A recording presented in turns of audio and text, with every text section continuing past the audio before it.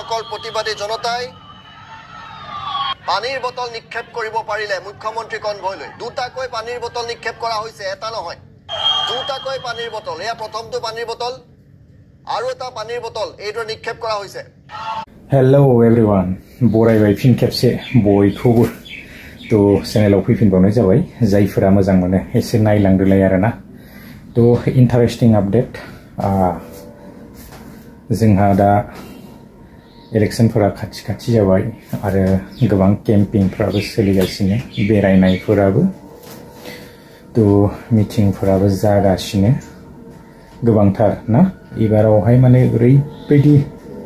गोगोम जाखागोन बायदि मोनदों आरोना तो सोर हायो दावहा ना तो बिदिनोसै दा गोबाङा गोबां खोथा बुंसिगोन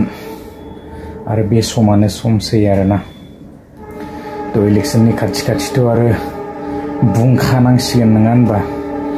रायजोफोरखौ लाबोनांगोन ना तो भटखौ लानानै देरहानांगोन बेनि उनावहाय राजा जाफिनबावनांगोन तो बेखायनो सलायखानांसिगोन दा केम्पिंखौहाय उफाय गैया दा जियानो हक जोङो मोनसे आपडेट्स नुनो मोनदों जेरावनोखि मामानि गारियावहाय दैनि बथलखौ सोर खुइहरखो सोरबा कंग्रेसनियासो खुइहरखो ना सोरनिबा पार्टियासो खुइहरखो तो गंनै बथल जोङो बेबायदि खुइहरनाय नुनो मोनदों ना तो मा जागोन दा जोङो नुनो मोनलांगोन तो सोर खुइमारनाय थारैनो खारग'नाय नङा ना हमजाखागोन हमजानायाथ' दा जियानो हक गरम आपडेटफोरा फैबाय थासिगोन रायजोफोर मिटिंआनो मिटिं बा केम्पिंआनो केम्पिंखौ जोङो दा नुबायानो थानो मोनखानोसै स' जोंहा बेबायदिनो सेप्तेम्बर मासाव खुंजानो थांगासिनो दङ ना गरम जागोन एबारावहाय जोंहा नैबे बिटिसि इलेक्शनाबो एकदम गरम जागोन बायदि मोनदों ना जियानो हक मामानि गारियाव सोर दै बथलखौ खुइहरखो दा समा खिन्थागोन सोर साबेसे हमजामारोना मामायाथ' बुंदों आंनियाव माने नांनायमोनब्ला ना मोजां जागौमोन बेबायदि बुंबावदोंसो आरो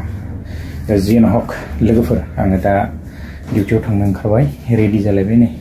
एसे फ्रेश जाबाय दुगैबाय दा डिउटियाव थांदिनि तो आपडेट्सआ बेसेखिनियानोमोन नेनानै थानोसै इलेक्शना एबार माबायदि जायो ना तो गुसु जायो ना गुदुं जायो समा खिन्थागोन जोंना तो बिदिब्ला नेक्स्ट भिडिअ लोगो मोनगोन गोजोन्थों बाय যেহেতু মুখ্যমন্ত্রী নিরাপত্তা দায়িত্বত কেন্দ্রীয় এজেন্সি থাকে আৰু কেন্দ্ৰীয় এজেন্সি থাকোঁতে কেনেদৰে এই ঘটনা সংঘটিত হ'ল তাৰ তদন্ত ইতিমধ্যে আৰম্ভ হৈছে কংগ্ৰেছে যদি মোক প্ৰতিবাদ নকৰে তেওঁলোকৰ কেনেকৈ চলিব তেওঁলোকৰতো খানা চলিব লাগিব মই এজন বিজেপিৰ নেতা যদি 12-13 জন লৰাই কংগ্ৰেছৰ মোক আপত্তি নকৰে তেওঁলোকে